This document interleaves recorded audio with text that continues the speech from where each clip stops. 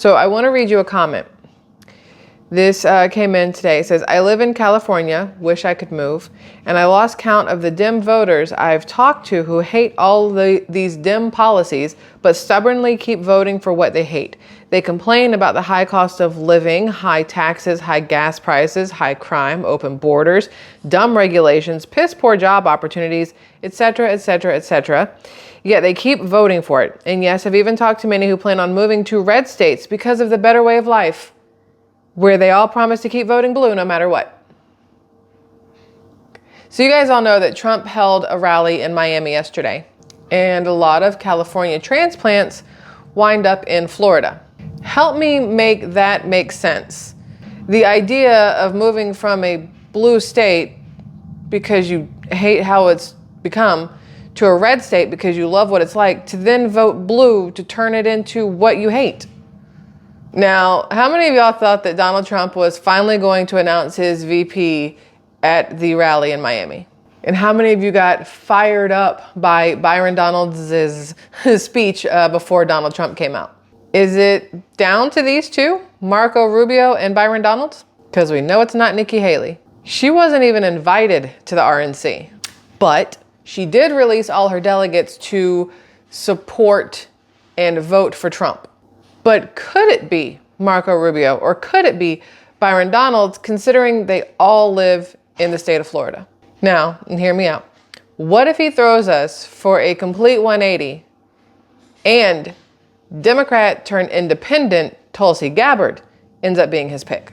A lot of people aren't aware that Tulsi Gabbard renounced her ties with the Democratic Party. I believe in the back end of 2021, early 2022. Welcome back to the comments section. I'm Brett Cooper. Guys, I have a very special guest today. Welcome, Tulsi. Thank you so much for being here. Thank you, Brett. It is awesome to be here. I've been looking forward to talking to you. Love the work that you're doing. Obviously, if you guys watched my show, you saw the video I did last week about Tulsi because she has officially left the Democrat Party. Yes. It's very exciting. And you are just incredibly brave. We were talking about this a little bit earlier, but I think you're giving people a lot of hope. And she didn't like what she saw in the Democratic Party and decided she didn't want to be part of that anymore. She hasn't fully made her way over to the Republican side, from what I'm aware of. She landed in the middle as an independent, but it still says something that she willingly walked away from the Democratic Party. She does seem very level-headed, in my opinion. Now, there's a lot of things that she speaks about that I agree with, but just like with anybody,